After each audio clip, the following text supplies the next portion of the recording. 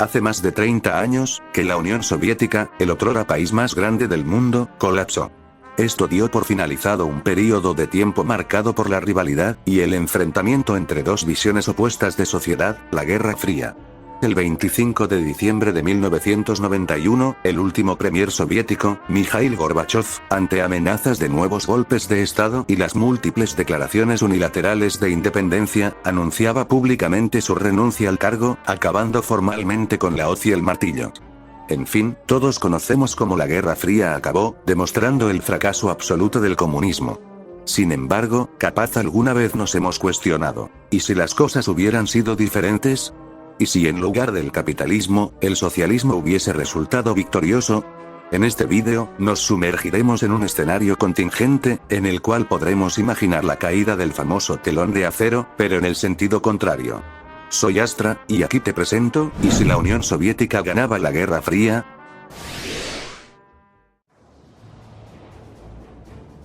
Antes de empezar, quiero dejar patentes algunas consideraciones, que igual serán válidas para vídeos futuros de este estilo.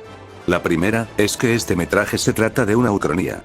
En otras palabras, es un escenario entre muchos otros totalmente ficticios y plausibles. La segunda, es que no pretendo ofender a nadie por razones ideológicas.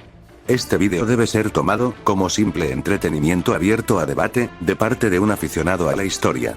Por último, cambiar la historia del mundo entero, es lógicamente imposible.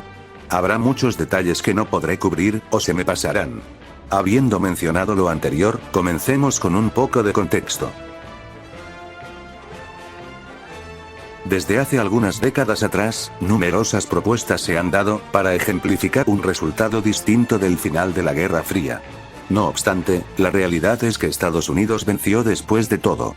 Entonces, si queremos plantearnos una situación relativamente realista, cabe tomar en cuenta, ¿cuáles fueron los motivos para que la Unión Soviética cayera? En esta ucronía, no pretendo explicar tales factores, ya que ameritarían otro vídeo. Sin embargo, puedo identificar, en resumen, que la razón principal se debió al sistema mismo. Dado esto, en mi humilde opinión, el único modo en que el oso oriental hubiese perdurado, e incluso vencido, es si en algún momento determinado, medidas más o menos parecidas a las de Gorbachev, la perestroika, conseguían funcionar a largo plazo. Pero para hablar un mismo idioma, ¿qué fue la perestroika? Esta era un conjunto de medidas que buscaban liberalizar la economía y el sistema soviético, por medio de una apertura controlada al capitalismo. Sí, traguémonos un poco la ironía del asunto. Esta se empezó a aplicar a mediados de los 80 por Gorbachev, en un plano donde el estancamiento económico soviético se venía arrastrando desde hacía más de una década. Retrocedemos ahora a comienzos de los 70. Para este punto, el premier soviético era Leonid Brezhnev, quien apenas unos años antes había asumido el cargo, previa salida de Nikita Khrushchev. Brezhnev poseía una visión mucho más conservadora del comunismo soviético. El caso es que a este señor, se le presentaron propuestas de reformas que eventualmente echó por tierra, o que encontraron la oposición del partido. Lo cierto es que el crecimiento económico de la URSS, parecía imparable hasta que en 1973, llegó el famoso estancamiento. Y justo aquí es donde cambiaremos los sucesos. Entonces, tomando nota de aquello, veamos cómo se vería el mundo en esta ucronía. Supongamos que Brezhnev, en 1973, con el poder que llegó a consolidar tras la destitución de Khrushchev, volvía a aplicar algunas medidas reformistas a nivel económico. Brezhnev, percibiendo que el estancamiento prolongado de la URSS la predestinaría a un prematuro colapso, decidiría otorgar un apoyo más tolerante a reformas que previamente había rechazado o limitado en extremo, tales como el permiso a la creación de pequeños mercados minoristas, el acceso por sectores al capital occidental, y la administración de los consejos económicos regionales. Ello se sumaría a una suerte de incentivo experimental y mayor hacia la industria del consumo que beneficiaba a los ciudadanos, así como la creación de zonas especiales que experimentarían con un capitalismo moderado. El plan económico en su aplicación práctica y teórica pasaría a llamarse comunismo con características soviéticas. Ciudades como Moscú y Volgogrado serían las primeras en probar las recientes medidas. Con tales detalles sobre la mesa, para 1974, la URSS, al ver el éxito de los ensayos, buscaría replicarlo a lo largo y ancho de su territorio. el gigante rojo, vería cómo su economía se dinamizaba nuevamente en poco tiempo, pasando a ser una versión algo menos laxa de lo que es China en la actualidad. Y hablando de China, para este punto de su historia, aún estaba atravesando por la brutal revolución cultural de Mao, un hecho que, al haberse montado antes al carro del aperturismo, sería aprovechado por la URSS para limitar su influencia en Asia. La URSS planearía promover en secreto una estrategia continuista del poder, con la llamada Banda de los Cuatro, a cambio de mano de obra barata y productos de primera necesidad. China así perpetuaría su modelo cerrado, y los reformistas como Deng Xiaoping serían enjuiciados por disidencia y ejecutados. El país entero pasaría a un segundo plano en el esquema internacional. Si bien la URSS automáticamente no superaría a Estados Unidos, volverían gradualmente a estar cara a cara, incluso en aspectos militares. En cuanto a Estados Unidos, ante el resurgir económico de la URSS y la subordinación de China, este se vio incluso con mayores dificultades para ocupar un puesto siquiera ventajoso a finales de la Guerra de Vietnam, que en este escenario se prolonga hasta 1977, consiguiendo de hecho un resultado mucho más desastroso que el canónico, con hasta 100.000 soldados muertos. Miles de personas dentro y fuera del país verían la inminente derrota de Estados Unidos como una carnicería innecesaria y estratosférica, la cual a su criterio, el gobierno buscaba intensificar a toda costa, solo para que el comunismo soviético no resultara bien posicionado, en un panorama en el que sus políticas económicas estaban dando frutos. El argumento revanchista frente a Moscú perdía cada vez más fuerza. Con las cientos de tropas estadounidenses muertas en la guerra, protestas mucho más grandes que las que en verdad ocurrieron, escalarían a un nivel nunca visto, en parte alentadas por la URSS. A estas protestas se les combatiría inicialmente con una mayor represión estatal. Cientos de muertos en Estados Unidos, debido a las marchas, achacarían los titulares de las noticias. California, uno de los estados más liberales, sería el foco central de unos disturbios violentos por todo el país, que incluso amenazarían la estabilidad del gobierno federal, puesto que algunas voces dentro de los estados se encontrarían avivando la secesión. Sin embargo, Washington, ante el miedo de una segunda guerra civil, decidiría en último término dejar atrás el esfuerzo bélico en Vietnam y retirarse del conflicto. El presidente Nixon renunciaría del cargo, siendo influenciado también por su propio escándalo.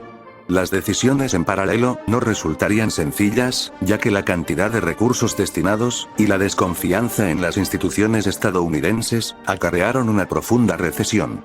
La situación habría llevado al gobierno entrante, sea demócrata o republicano, a optar por un régimen de apaciguamiento y aislacionismo similar al de antes de la Primera Guerra Mundial.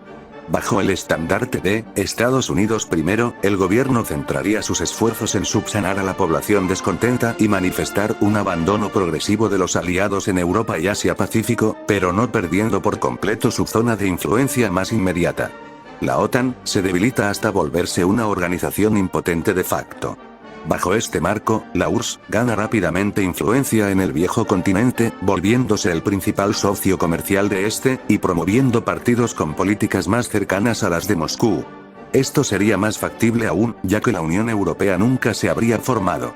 Incluso, algunos países del antiguo bloque capitalista, como Italia y Alemania, solicitarían eventualmente su adhesión al Pacto de Varsovia.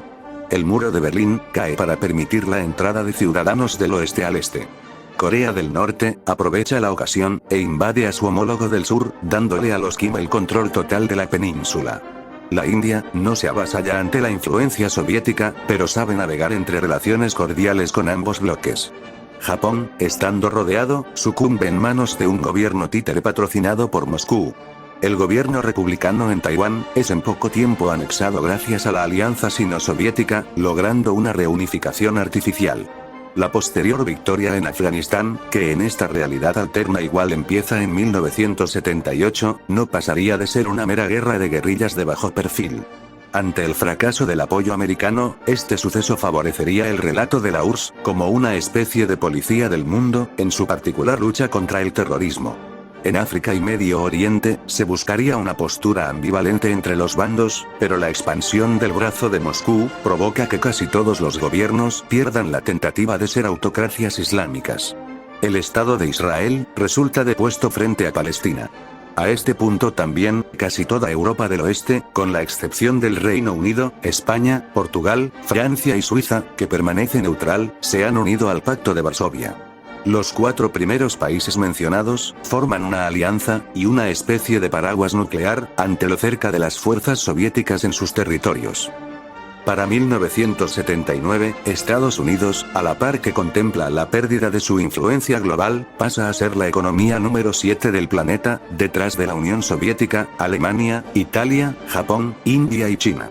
La economía estadounidense, basada en el capitalismo puro, había resultado insuficiente frente al renovado dinamismo soviético, así que sin muchas más opciones, Estados Unidos se concentra en adoptar una estrategia más agresiva en América Latina, y apoyar tibiamente la alianza de países no prosoviéticos, que aún restaban en Europa. Estados Unidos derroca gobiernos a diestra y siniestra en Latinoamérica. Para entendernos, se lleva a cabo un proyecto similar a la Operación Cóndor de nuestra realidad, pero esta vez a finales de los 70. En 1980, la política chilena orientada a la izquierda es tomada por una junta militar conservadora que se atornilla en el poder. En el 82, Cuba resulta mucho más aislada. En 1984, las FARC en Colombia, y Sendero Luminoso en Perú, son aniquiladas bajo planes orquestados por la CIA. En el intento de golpe de Estado venezolano en 1992, Hugo Chávez es capturado y fusilado junto con el resto de la camarilla. La mayor parte de gobiernos latinos se muestran de derecha o centroderecha en el continente.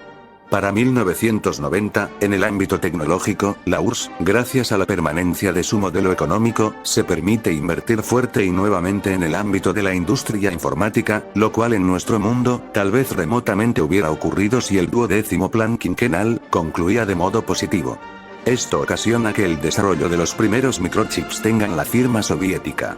La URSS, entonces, sufre primero la llegada de la automatización industrial a muchos niveles, la cual es capaz de solucionar, al menos en modestas partes, algunos de los problemas del socialismo soviético, como las ineficiencias y la corrupción generalizada. Estas hazañas ingenieriles, eventualmente consiguen llegar a otros países del bloque oriental y occidental. Con el pasar de los años, la influencia y hegemonía soviéticas han calado incluso en lo cultural, llevando a la URSS a ser el referente en cuanto a comercio, educación, ciencia y presunto bienestar. El Kremlin, entretanto, pide el traslado de la sede de las Naciones Unidas a Moscú. Sin embargo, asimismo en Oriente, las libertades individuales continúan siendo a efectos prácticos bastante suprimidas. La disidencia no es fácilmente tolerada. Algunos intentos de rebelión anticomunista, en países como Alemania e Italia, son rápidamente aplastados por el Ejército Rojo, el cual posee carta libre para inmiscuirse en las zonas de su influencia. Derechos como la libertad de expresión, de religión, de protesta, la propiedad totalmente privada, y de autodeterminación, son perseguidos y reemplazados por la censura, el ateísmo de Estado, el control, la nacionalización estatal, y la propaganda. Pero así, más o menos sería también para el otro lado del charco. Con Estados Unidos, y su actual política de mano dura en la región latina, levemente se incorporan particularidades del modelo soviético, incluso también en lo económico. Luego de más de 50 años tras la redinamización del comunismo soviético, la URSS reclama aún ser la superpotencia más grande del planeta, y haber salido victoriosa en la Guerra Fría. Estados Unidos ha ascendido a la posición número 5 en el ranking de economías, detrás de la Unión Soviética, Alemania, India y China. Algunos avances lentos en materia individual se han producido, como una mayor tolerancia religiosa, una reducción relativamente palpable en la desigualdad, y ciertos revisionismos al rígido modelo socialista en algunos países.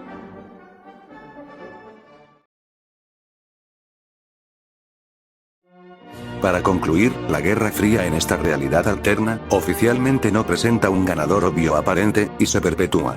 Tanto Estados Unidos, como la Unión Soviética, siguen coexistiendo.